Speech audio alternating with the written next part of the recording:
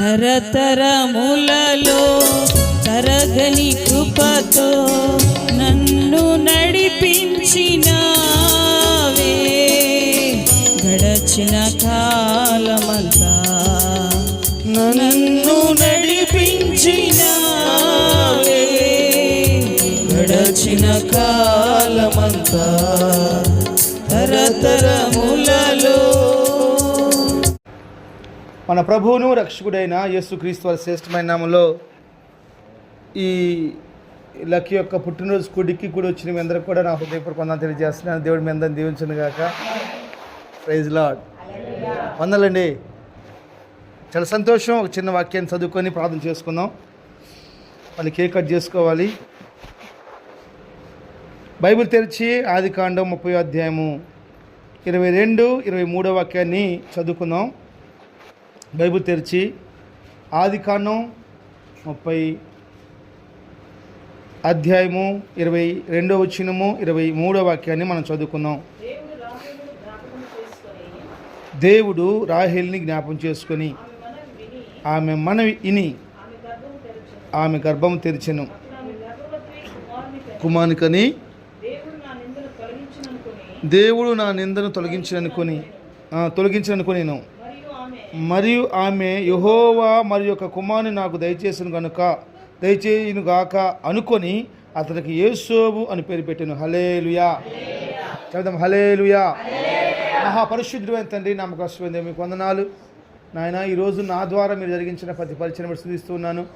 నన్ను ప్రేమించే ఈ కుటుంబాన్ని మీరు నాకు అప్పగించినారు అయ్యా. నా కుమారుడు పుట్టినరోజుకి నాయన వాళ్ళతో కలుసుకొని ఈ ఘనమైన ఆరాధనలో ప్రార్థనా కూడికలో పంచుకుంటాను నాకు ఇచ్చిన భాగ్యాన్ని బట్టి స్తుతిస్తున్నాను. ఇదిగో కొన్ని నిమిషాల వాక్యాన్ని ధ్యానం చేసుకోవచ్చుండగా నీ కృప కలిగిన బలమైన మాటలు నా నోటికి అందించమని యేసు నామములో ప్రార్థన చేస్తున్నాను తండ్రి. ఆమేన్. హల్లెలూయా. దేవుడు మనందరితో మాట్లాడుగాక. ఆమేన్. మనం చదువుకున్నటువంటి ఈ లేఖన భాగంలో రాహేల్ జీవితంలో ఒక చక్కని సందర్భం కనపడతా ఉంది. ఏంటంటే పెళ్ళైతే చేసుకుంది కానీ పిల్లలు మాత్రం కలగట్లేదు. రాహేలు చాలా అందగత్తె. రాహేలు భర్త చేత ప్రజల చేత ప్రేమించబడుతున్న ఒక స్త్రీ. అలాంటి ఒక ఉన్నతమైన స్త్రీకి బైబిల్ చెబుతున్న మాట ఏంటంటే నిందలు కలిగి ఉందంట. ఏ కలిగి ఉందనా? నిందలు కలిగి ఉంది. ఆ నింద ఎవరు తీస్తారంటే డబ్బు తీర్చే నింద కాదు. ఆ నింద భర్త తీర్చేది కాదు. ఆ నింద అన్నదమ్ములు కానీ కన్నవాళ్ళు కానీ తీర్చే నింద కాదు. దేవుని బిడ్డలారా, కొన్ని నిందలు మన జీవితంలోంచి నాకే చూడండి అందరూ, కొన్ని నిందలు మన జీవితంలోంచి తొలగిపోవాలంటే దేవుడు మాత్రం దాన్ని తీసేసేయాలి. ఈ భూలోకంలో ఏ మనిషి ద్వారా కూడా మన నిందలు తొలగిపోవు. స్తోత్రం. హల్లెలూయా. బైబిల్ చెప్తుంది రాహేలు దేవుడు నా నిందలన్నీ తొలగించేశాడు అంటుంది. నా నిందను తీసేసాడు, ఇక నాకేం బాధలేదు. ఒక్క కొడుకు ఒక కుమారుడు అంట, తన మీద ఉన్న నింద మొత్తం పోయిందంట. ఈ తరంలో అలాంటి బిడ్డలు లేసుదురుగాక. యేసోబు లాంటి బిడ్డలు లేసుదురుగాక. దేవుడు నా మహిమార్థమై వాడే బిడ్డలు లేసుదురుగాక. హల్లెలూయా. బైబిల్ చెప్తున్న మాట ఏంటంటే ఎవరైతే వాక్యానుసారమైన నిందలు తొలగించే వారిగా మార్చబడతారో వారు భూలోకానికి ఆశీర్వకరంగా మార్చబడతారు. దేవుని బిడ్డరా, ఎప్పుడైతే మన బిడ్డల్ని నిందలు తొలగించే వారిగా మనం పెంచలేదనుకోండి, వాళ్ళంట బుద్ధిహీనులుగా మార్చబడతారని బైబిల్ చెప్పింది. సామెతల గ్రంథం 18వ అధ్యాయం 3వ వచనం చదవండి ఒకసారి.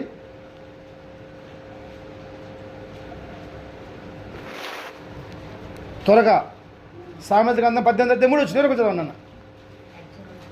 18:3. భక్తిహీనుడు రాగానే తిరస్కారం వచ్చును, అవమానం రాగానే ఒక భక్తిహీనుడు తిరస్కారమును నిందను తీసుకొస్తాడు. భక్తిహీనుడు అవమానమును నిందను తీసుకొస్తాడు. మన బిడ్డలు నిందలు తీసుకొచ్చేవాళ్ళు కాదు. మన బిడ్డల పైన యేసు నామములో నిందలు పడకూడదు. ఏ బిడ్డ పైన కూడా నింద పడకూడదు యేసు నామములో. హల్లెలూయా. నేను ఒక కుటుంబానికి వెళ్తే ప్రార్థన చేయడానికి వాళ్ళు చెప్తున్న మాట ఏంటంటే ఆ ఇల్లు రిజిస్ట్రేషన్ చేసుకోవాలి, పక్కన వాళ్ళు సహకరించట్లా.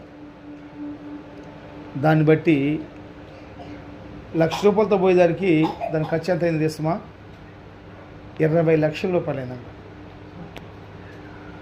పక్కన వాళ్ళు సహకరించకపోవడాన్ని బట్టి, కడుపును పుట్టిన అన్నదమ్ములు సహకరించకపోవడాన్ని బట్టి ₹10 పోవాల్సింది ₹100 లేకపోతే ₹100 అయింది. ₹10 పోవాల్సింది ₹20 అయింది. చూడండి, బుద్ధిహీనుడు రాగానే అవమానము నింద వస్తుందంట. మన బిడ్డలు మనం ఎలా పంచాలి?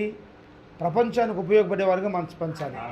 ఆమె మన బిడ్డల్ని పరలోకానికి ఉపయోగకరమైన వారుగాను, ఈ భూలోకానికి ఉపయోగకరమైన వారుగాను పంచాలి. మన చరిత్ర చూసుకుంటే ఒక వ్యక్తి ఆయన అంటాడు, థామస్ ఆల్వా ఎడిసన్ అనే ఒక పెద్ద శాస్త్రవేత్త ఆల్మోస్ట్ మనం చూస్తున్న ప్రతి ఒక్కటి ఆల్మోస్ట్ 10,000 చిల్లర వస్తువుల్ని ఆయన కలిగి ఉన్నాడు. ఆయన ఒక మాట అంటాడు, ఏమన్నాడంటే, దేవుడు నన్ను వెలిగించాడు, నేను లోకాన్ని వెలిగించని చెప్పేసి అన్నాడు. ఆ లైట్ కనిపెట్టింది ఆయన. ప్రైజ్లా.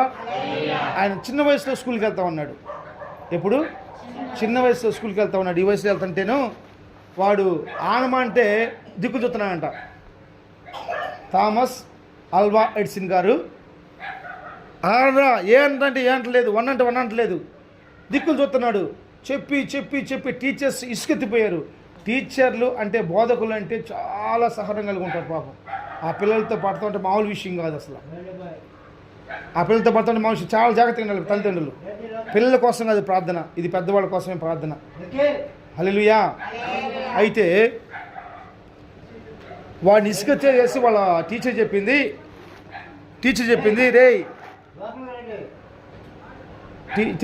రే బాబు, నీ వల్ల మేము పడలేకపోతున్నాం ఈ బాధలో. ఇదిగో ఈ లెటర్ రాసింది, ఒక లెటర్ రాసేసి వాళ్ళ అమ్మకి ఇచ్చేసి, మీ అమ్మకి ఇమ్మని చెప్పేసి పంపించిందంట. పోయేసేసి వాళ్ళ అమ్మ లెటర్ రాసుకుని భయంకరంగా ఏడుస్తుందంట.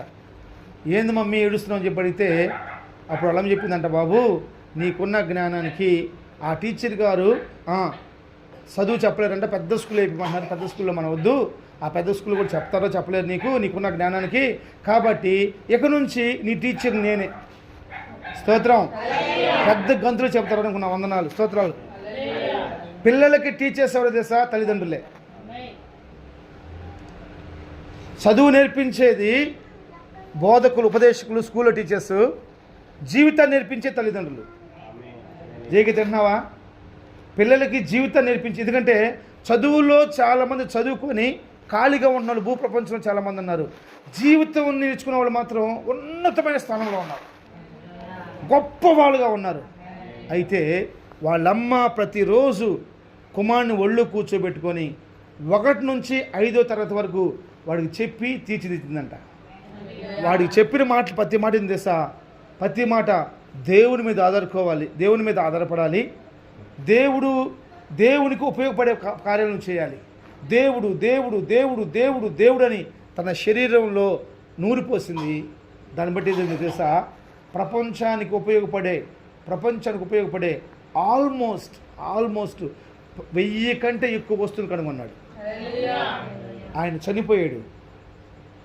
ఆయన చనిపోతే ఒక దేశం కాదు, 2 దేశాలు కాదు, ఆల్మోస్ట్ 250 దేశాల కంటే ఎక్కువ, లేకపోతే ప్రపంచం మొత్తం అనుకోండి, ప్రపంచం మొత్తం కూడా లైట్లు మొత్తం ఆపేసి, ఒక టైం అనుకుని లైట్లు మొత్తం ఆపేసి 1 నిమిషం మౌనం పాటించింది. తెలుసా మీకు ఈ విషయం? చనిపోయినప్పుడు ప్రపంచం మొత్తం, ఏమండి, ప్రపంచం మొత్తం లైట్లు ఆపేసేసి ఇది చేసింది. స్తోత్రం. నేను చెప్పే మాట ఏంటంటే, మనకు వాక్యం తెలుసు, ఆ వాక్యంలో ఉన్న శ్రేష్టత మనకు తెలుసు, కానీ ఆ వాక్యానుసారంగా బిడ్డలను పెంచడం మాత్రం మనకు తెలియదు.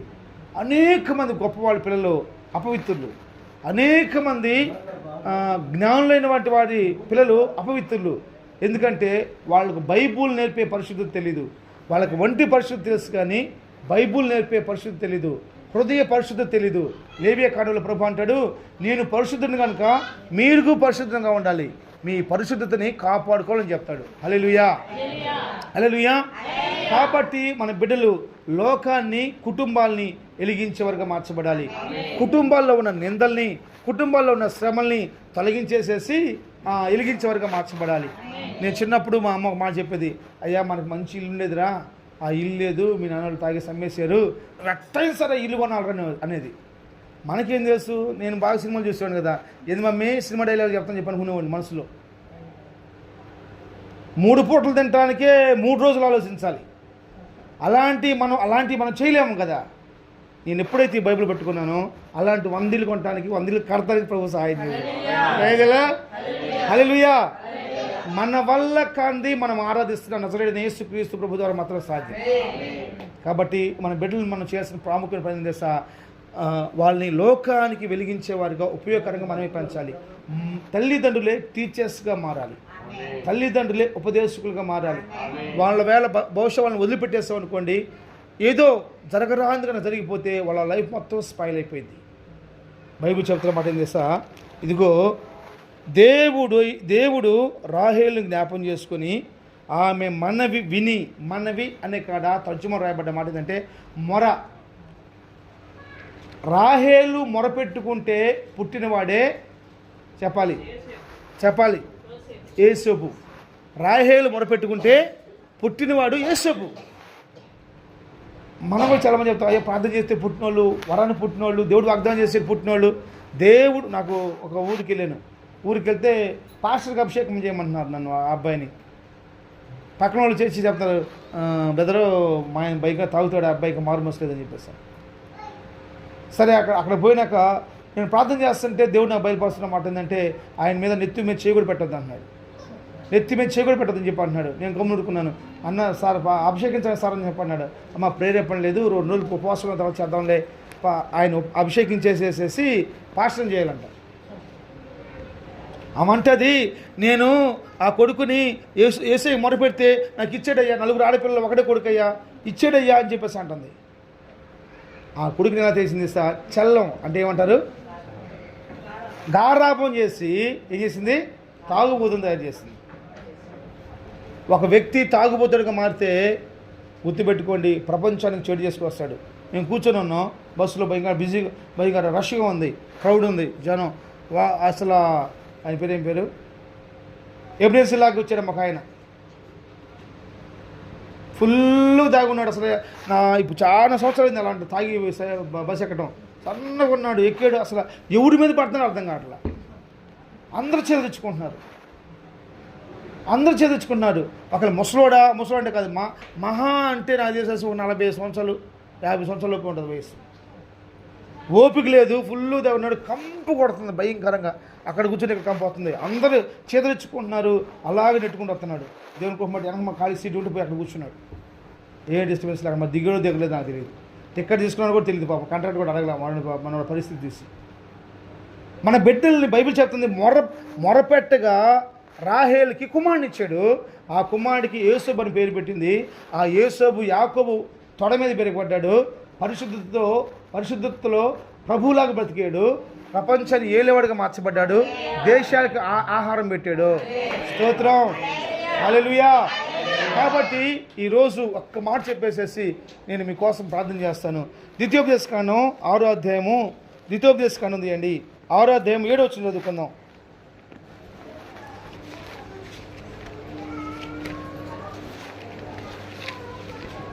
చదువమ్మా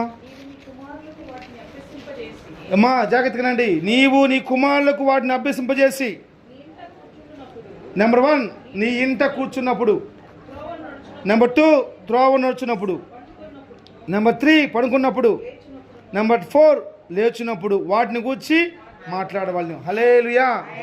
ఈ 4 మాటలు చెప్పేసి నేను మీకోసం ప్రార్థన చేస్తాను. బిడ్డల్ని ఎలా పెంచాలంటే, వాళ్ళు ఇంట కూర్చున్నప్పుడు వాళ్ళకి ఒక పాఠం నేర్పించాలి. ఇంట కూర్చున్నప్పుడు వాళ్ళకు ఒక పాఠం నేర్పించాలి. నెంబర్ 1 ప్రాముఖ్యమైన విషయం. క్రైస్తవులలో పిల్లలు ఉంటారు, సండే స్కూల్ పాటలు ఉంటాయి, బైబిళ్ళు ఉంటాయి, కానీ మోకరించి ప్రార్థన చేయమంటే ప్రార్థన చేసేవాళ్ళు లేరు. ప్రార్థన చేసేవాళ్ళు లేరు. అలాగూ తల్లిదండ్రులు పెంచతే సంధ్య జాగ్రత్త వినాలి. నువ్వు నీ కొడుక్కి 100 కోట్లు ఇచ్చావనుకో, ఆ 100 కోట్లు ఏం చేయాలో తెలియదు. నీ కొడుకు కనుక ప్రార్థన చేయటం నేర్పించావనుకో, వాడు అనేక మందిని బతికిస్తాడు. వాడు బతకడం మాత్రమే కాదు, అనేక మందిని బతికించేవాడుగా మార్చబడతాడు. ప్రైజ్ ది లార్డ్, హల్లెలూయా. నా తల్లికి నేను ఏమవుతానో తెలియదు. నేను పట్టుకున్న బైబుల్ నన్ను అనేక మందికి దేవుని పరిచయం చేసేలా చేసింది. ప్రైజ్ ది లార్డ్, స్తోత్రం. నేను కాలు పెడితే ఈరోజు నేను ఒక ఇంట్లోకి వెళ్ళాను, ప్రార్థన అయిపోయింది, అరగంటలో భోజనం రెడీ చేస్తామని చెప్పేసి అన్నారు. చేద్దామని చెప్పేసి అని మటన్ తీసుకొచ్చేసారు, అక్కడ పెట్టేశారు. ఎవ్వరు లేరు పాపం. నేను అన్నాను వద్దులే హోటల్లో తిందామని చెప్పేసి. కాదు కదండి, మీరు వచ్చారు, రాకరాకు వచ్చారు, మీకోసం మేము భోజనం ఏర్పాటు చేస్తామని చెప్పేసి అని మొత్తం మీద ఒక్కతే ఎవరు లేరు పాపం. ఆమె కట్ చేసేసుకొని ఆమె పలావ్ వండింది, ఆమె మటన్ వండింది. వండుతూ ఉండగానే సిలిండర్ అయిపోయింది అని ఇక్కడ కూర్చోబెట్టింది. వీళ్ళు ఫోన్ చేస్తున్నారు, వస్తున్నావా అంటున్నారు. వాళ్ళేమో మొత్తం మీద లోపల నుంచి మసాలా వాసన వస్తూ ఉంది, లోపటేమో ఇటు మసాలా వాసన లేచిపోతుంది కావట్లేదు. మరి ఈరోజు సాయంత్రం మళ్ళీ మసాలా ఉంది నాకు. నేను అది కూడా చెప్పాను, ఈరోజు నాకు మంచి ఫంక్షన్ ఉందయ్యా, మంచి భోజనం ఫుల్గా ఉంటుంది నాకు ఈరోజు అని. కాదు నువ్వు తినేపోవాల్సింది చెప్పేసి అని నన్ను అక్కడ కూర్చోబెట్టేసి వేరే వాళ్ళకి ఫోన్ చేసేసి అటు నుంచి లోపల నుంచి వెళ్ళిపోయేసేసి తెచ్చుకొనేసి గ్యాస్ తెచ్చుకొని మొత్తం వండేసేసి పాపం అప్పుడు ప్రార్థన చేసేసి చెమట్లు గారిపోయినాయి. భార్య భర్తలకి కూర్చోబెట్టి టేబుల్ వేసేసి నాకు అన్నం పెట్టేసి నా సేపు ప్రార్థన చేసుకున్నారు. దాన్ని బట్టి ప్రభుత్వ మహిళలు కాక అంత అయిపోయినా చెప్తాను మటన్ చేస్తా, అసలు ఎందుకు లేట్ ఏం చేస్తాను అడిగారు. నాకు లేదన్నా చెప్పని చెప్పంటే చెప్తున్నారు. అప్పుడు వాళ్ళు గ్యాస్ అయిపోయింది, కట్టెల పొయ్యి మీద ఉండబోతున్నారంట. అంటే సేవకులు ఇప్పుడు ఈరోజు నన్ను దేవుడు ఎంతగా దీవించాడంటే, సేవకులు వచ్చి కాలు పెడితే మాకు ఆశీర్వాదం, సేవకులు వచ్చి మా బిడ్డల మీద ఎత్తిమీద చేయబెడితే ఆశీర్వాదం. ఏ గ్రూప్ అంటే ఒక్క ప్రార్థనలో ఉన్న మహిమ, ఒక్క ప్రార్థనలో ఉన్న మహిమ వ్యభిచారిని పరిశుద్ధులుగా మార్చేసేది. ఒక ప్రార్థనలో ఉన్న మహిమ, ఒక ప్రార్థనా పొడిలో ఉన్న మహిమని చేసా ఒక త్రాగుబోతుడిని మంచివాడిగా చేసేసింది. భూలోకులు ఎవరుకుందండి కృప, స్తోత్రం, హల్లెలూయా. జాగ్రత్తగానండి, నేను ముగించబోతున్నాను. మన బిడ్డలకి వారు కూర్చోబెట్టి ఏం చేయాలి తెలుసా? ఇంట ఉన్నప్పుడు వారికి బోధించాలి, ఉపదేశం చేయాలి. ఇంట ఉన్నప్పుడు బైబిల్ చెబుతుంది, అదే గుర్తుపెట్టుకుని నోట్ చేసుకోండి. వారు ఇంట ఉన్నప్పుడు వాళ్ళకి బోధించాలి. మనం ఏం బోధిస్తున్నాం? మీరేం బోధిస్తున్నారు? మీ బాబాయ్తో మాట్లాడకూడదు, వాళ్ళకి పడదు. మీ మామతో పాడబాక, మీ మామతో మాట్లాడబాక, మనకు పడదు. వాడు రోడ్డు మీద పోతూ ఉంటాడు, ఏంద్రా మాట్లాడుతుంది రాంబాబా, అయ్యో పో, నేను మా అమ్మతో మాట్లాడుతుంది. నేను ఎప్పుడు చెప్పాను రా, మళ్ళీ అబద్ధం. ఓహో, ఇప్పుడు ఏం చెప్పాడు? అన్నమాట అన్నాడు, మళ్ళీ అబద్ధం కూడా నేర్చుకున్నాడు. ఏమా అవునే కదా? ఎంతమంది తల్లిదండ్రులు నేర్పించలేదు ఇక్కడ? ఆ మాట చెప్పండి, ఎంతమంది లేదు ఇక్కడ? యథార్థంగా బైబిల్ పెట్టుకొని ఒప్పుకోండి. అందరం ఉన్నాం, కానీ మీరు చెప్పరు, మీరు మంచోళ్ళు. స్తోత్రం. మనం మంచోళ్ళుగా నటిస్తున్నాం అంతే. స్తోత్రం. పక్కింటి ఆంటీ వాళ్ళు మంచిది కాదు, నువ్వు మాట్లాడకపోతే మాట్లాడిపోయావమ్మా.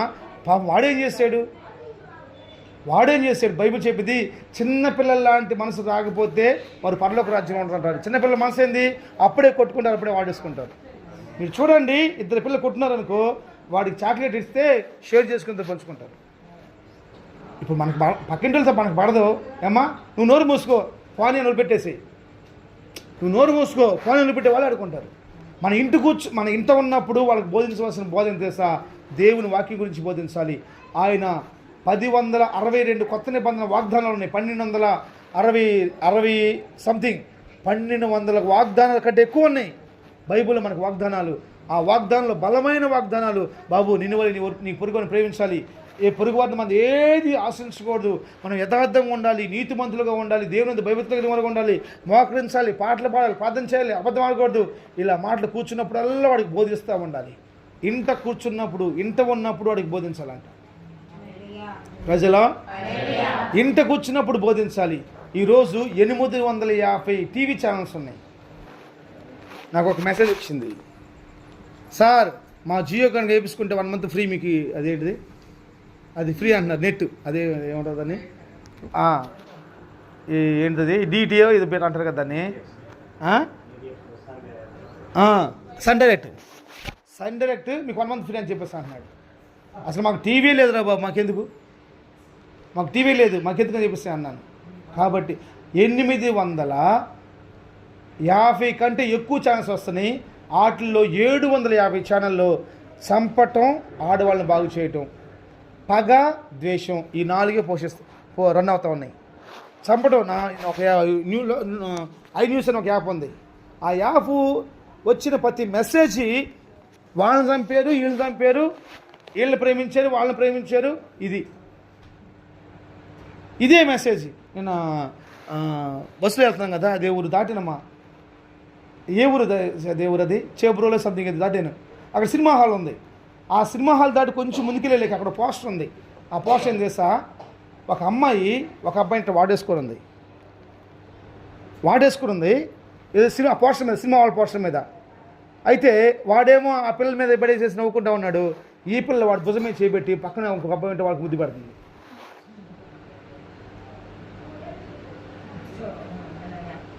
ఏమి నేర్చుకుంటున్నారు? వాళ్ళకి బోధించాలి. ఇంట్లో ఉన్నప్పుడు వాళ్ళకి బోధించాలి. అందుకనే టీపీఎం చర్చ్ పరిచర్యలో టీవీలు ఉండకూడదు. స్తోత్రం. నాకు చాలా ఇష్టం పెద్ద టీవీ కొనుక్కొని హాల్లో కూర్చొని క్రికెట్ చూడాలని చెప్పేస్తాను. పెద్ద టీవీ కొనుక్కోవాలి, 5 లక్షలు పెట్టి. సేవకులు నా నోటికి నా కళ్ళకి తాళం వేసేసారు. మా ఇంట్లో ఆల్రెడీ చిన్న టీవీలు 2 టీవీలు 3 టీవీలు ఉండేవి. అయినా బెడ్రూమ్లో ఒకటి, హాల్లో ఒకటి, అక్కడ ఒకటి, ఇక్కడ ఒకటి. కృపేద చేస్తా. బాత్రూమ్ కూడా పెట్టుకుని ఆలోచించా. బాత్రూమ్ కూడా టీవీ పెట్టుకోవాలని ఆలోచించా. స్తోత్రం. ఇప్పుడే ప్లాన్ చేస్తున్నా బాత్రూమ్ వేసి పెడదామని. హల్లెలూయా. అదేం కాదు, ఒకటి చెప్తున్నాను. బైబిల్ చెప్తుంది మన బిడ్డలకు మన ఇంట్లో కూర్చోబెట్టినప్పుడు అవి బోధించాలి. ఏది మంచి అది బోధించాలి. నెంబర్ 1. నెంబర్ 2 త్రోవలో నడిచేటప్పుడు బోధించడం ఏంటి? అసలు ఎంత ఏం లేఖనాలండి అసలు ఇవి. త్రోవలో నడిచేటప్పుడు కూడా మన బిడ్డలకి మనం బోధించే వరకు ఉండాలి. త్రోవలో నడిచేటప్పుడు కూడా బోధించాలి. త్రోవలో జరిగే కార్యకలాపాలు మొత్తం 2 లక్షల రకాలుగా రోడ్ల మీద నడిచే పిల్లలు పాడైపోతారంట. 2 లక్షల రకాలంట. సైన్స్ చెప్పిన మాట తెలుసా? 2 లక్షల రకాలుగా పిల్లలు చెడిపోతారంట మా రోడ్డు మీద బిడ్డలు వెళ్తే. నాకేం చెప్తుంది మా. హల్లెలూయా. నెంబర్ 3 పనుకున్నప్పుడు ఏం చేయాలంటమ్మా? పనుకున్నప్పుడు కంపల్సరీ, చాలా ప్రాముఖ్యమైన మాట. పనుకున్నప్పుడు కంపల్సరీ బిడ్డలకి ఉపదేశం చేయాలి. ఎందుకు బిడ్డలకి ఉపదేశం చేయాలంటే వాళ్ళు పనుకునే సమయం అంట మైండ్ చాలా ఫ్రీగా ఉంటుందంట, చాలా ఫ్రెష్గా ఉంటుందంట. అప్పుడు వాళ్ళు అక్కడ కూర్చోబెట్టుకొని ఒక పాట పాడి ఒక బైబిల్ వాక్యాలు చదువుకొని వేసేసి వాళ్ళు అందరూ కలిసి అలా ప్రార్థన చేసుకుంటే ఆ అభిషేకం, ఆ మాటలు, ఆ తలంపులు వాళ్ళ మైండ్లోకి వెళ్ళిపోతాయి. పెద్దోళ్ళు ఒక మాట చెప్పేవాళ్ళు. పెద్దోళ్ళు ఏ మాట చెప్పు? మొక్కై వంగంది, మొక్కగా ఉన్నది వంగంది, మానైనగా వంగదు. చిన్నప్పుడు మనం ఏదైతే అది చెప్తున్నాడు. ఆయన పేరు ఏందో ఒక 5 మినిట్స్ చెప్పిన మాట ఏం చేస్తా, 7 సంవత్సరాల లోపు మనం ఏదైతే బిడ్డలకు బోధిస్తామో అది వాళ్ళు ప్రజలు నెరవేరుస్తారంట.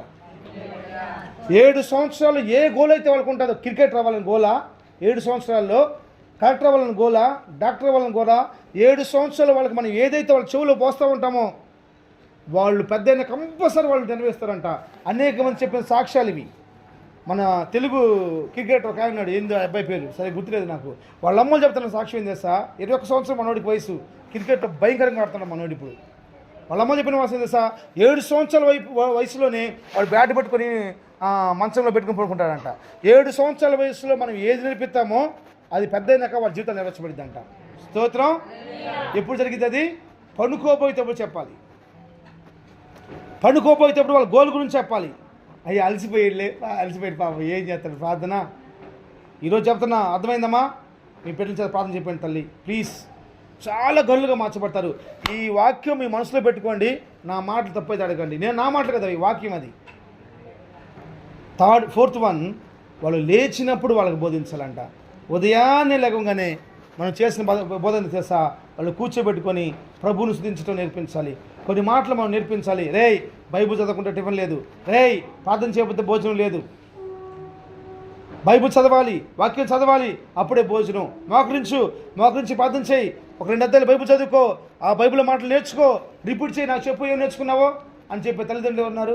అలసిపోయాడు పొద్దున వెళ్తున్నాడు ఆ స్కూల్కి, ఎప్పుడో సాయంత్రం నైట్ 8 గంటలకు వస్తున్నాడు, ట్యూషను స్కూలు అన్నీ అలసిపోతున్నాడులే. అందుకే నేను వదిలిపెట్టేసాను. ఈరోజు నువ్వు వదిలిపెట్టేస్తావు, రేపొద్దున 10th క్లాస్ మైకులు వచ్చేంత వరకు, 10th మైకులు హాస్టల్కి పోయేంత వరకు కూడా ఏ రోజు 5 గంటల స్తోత్ర ప్రార్థన మానుకోదా. Praise the lord.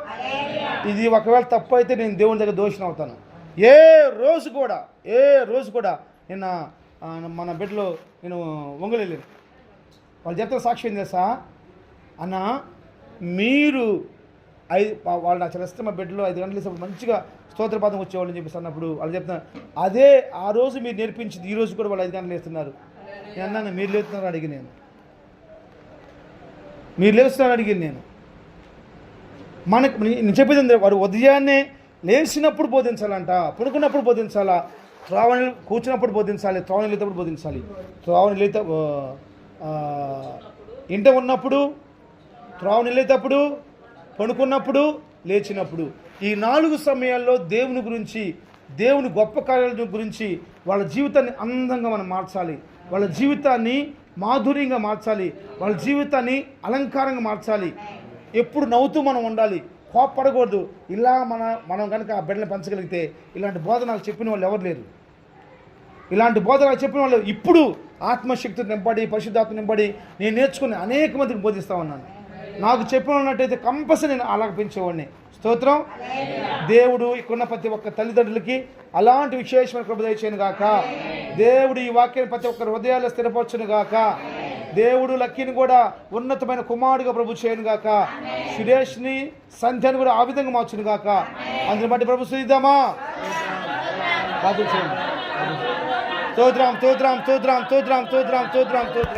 అనేక సంవత్సరాల దీర్ఘాయుష్ను ప్రభు దయచేయను గాక. అందుని బట్టి ప్రభు స్తుతిద్దామా.